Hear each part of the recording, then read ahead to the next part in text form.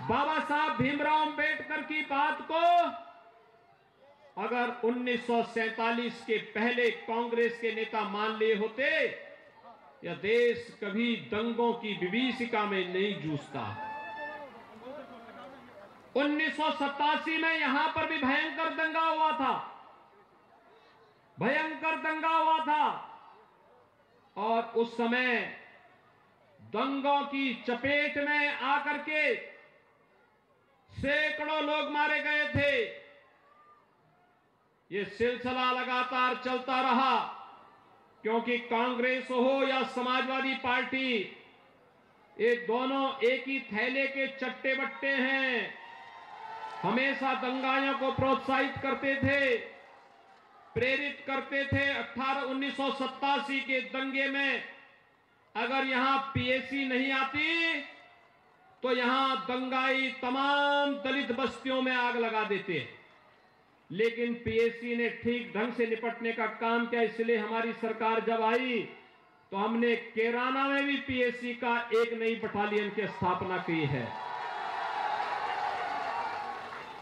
और मैंने तो यह भी आदेश दिया था कि जहां जहां पर दंगाग्रस्त क्षेत्र है वहां पीएसी की बटालियन भी खोलिए, और जहां आवश्यकता पड़ती है उनमें से कुछ पीएसी की बटालियन महिलाओं की होनी चाहिए। दंगाइयों को महिला पीएसी कर्मियों से पिटवाना चाहिए।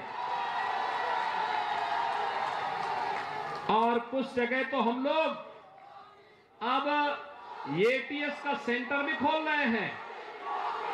आपने देखा होगा, अभी पिछले दिनों मैं स्वयं देवबंद गया था, और देवबंद में मैंने एक एटीएस का एंटी टेररिस्ट स्क्वाड का यानी आतंकवाद निरोधक एक दस्ता कोई वहां तैनात कर दिया है।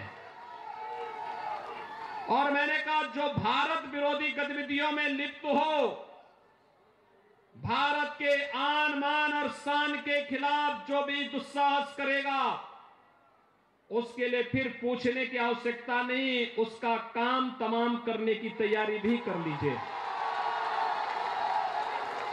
भाइयों बहनों, ये बड़ी अजीब सी विडंबना है। समाजवादी पार्टी और कांग्रेस की सरकारें आती थी, दंगा शुरू हो जाता था, दंगा शुरू होता था, दंगों में कर्फ्यू लगता था, व्यापारी परेशान, गरीब परेशान। और पश्चिमी उत्तर प्रदेश को तो इन लोगों ने अराजकता की उस आग में झोंकने का काम किया। कैसी शरारत इन्होंने की। भाइयों बहनों, ये किसी से छुपा हुआ नहीं, कैसी शरारत करते थे। कैराना में व्यापारियों का पलायन कराया, बेटियों को स्कूल जाने से वंचित किया।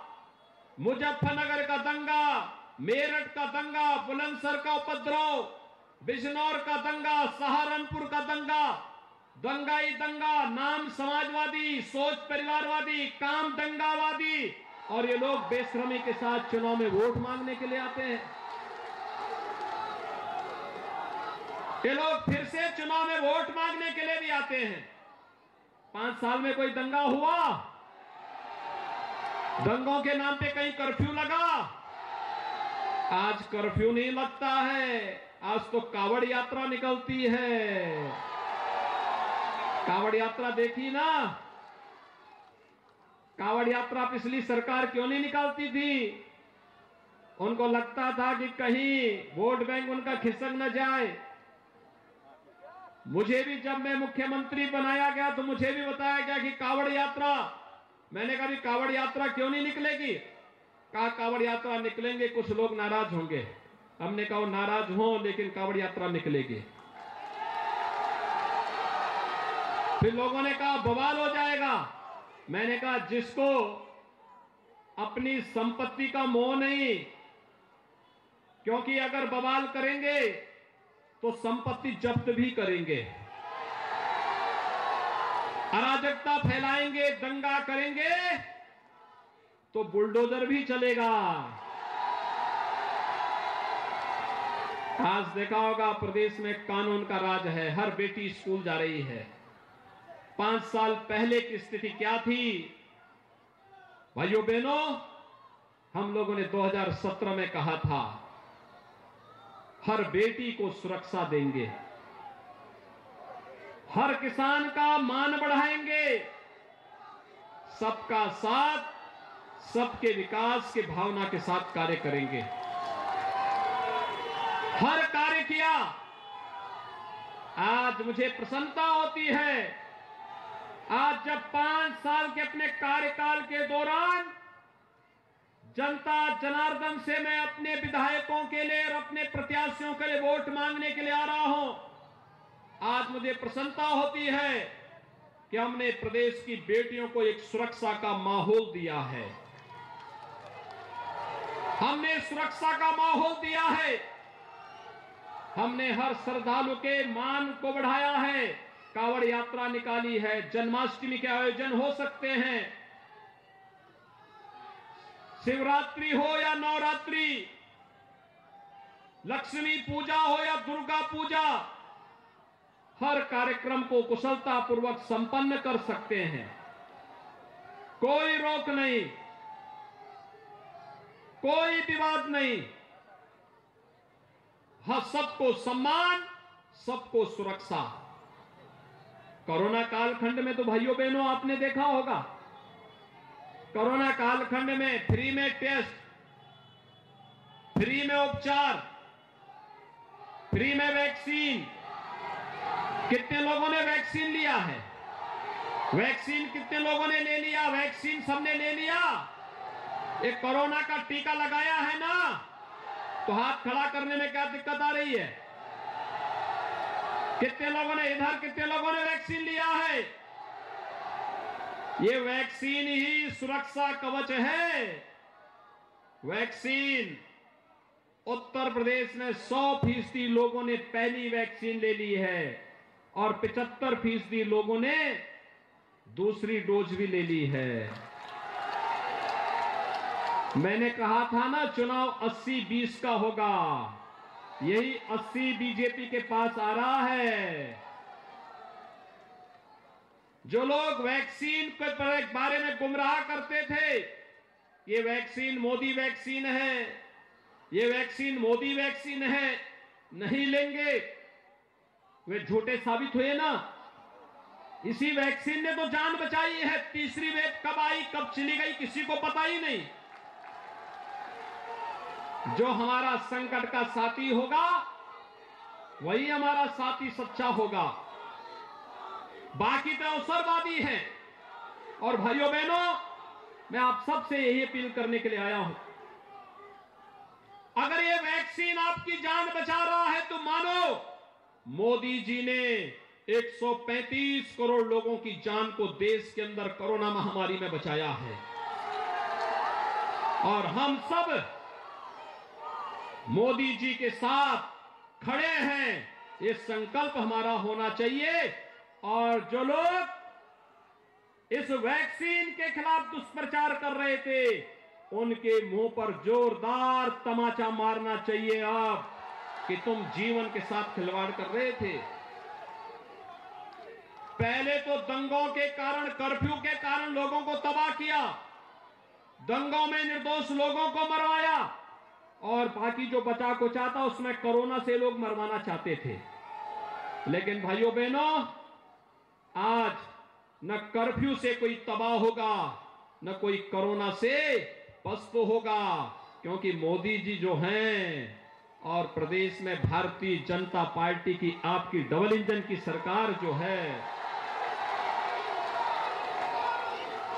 भाइयों बहनों, आपको राशन मिल रहा है कि नहीं मिल रहा है? डबल इंजन की सरकार है तो डबल डोज राशन की भी है महीने में। कितनी बार है? 2 बार। ये 2 बार क्या है? विक्ट्री का चिन्ह है। क्या ये लोग सपा के लोग और कांग्रेस के लोग देते थे क्या राशन? भाइयों बहनों, इनका राशन कैसे देते? ये विकास कैसे करवाते? ये लोग बिजली देते थे? समाजवादी पार्टी की सरकार के समय, लोक दल की सरकार के समय बिजली आती थी, वे बिजली नहीं देते थे। वे सड़क नहीं बनाते थे, वे उपचार की व्यवस्था नहीं करते थे, वे सुरक्षा भी नहीं देते थे, वे राशन भी नहीं देते थे। सरकार तो थी, प्रदेश वही, तंत्र वही, सपा की जगह भाजपा आ गई, सब आने लग गया।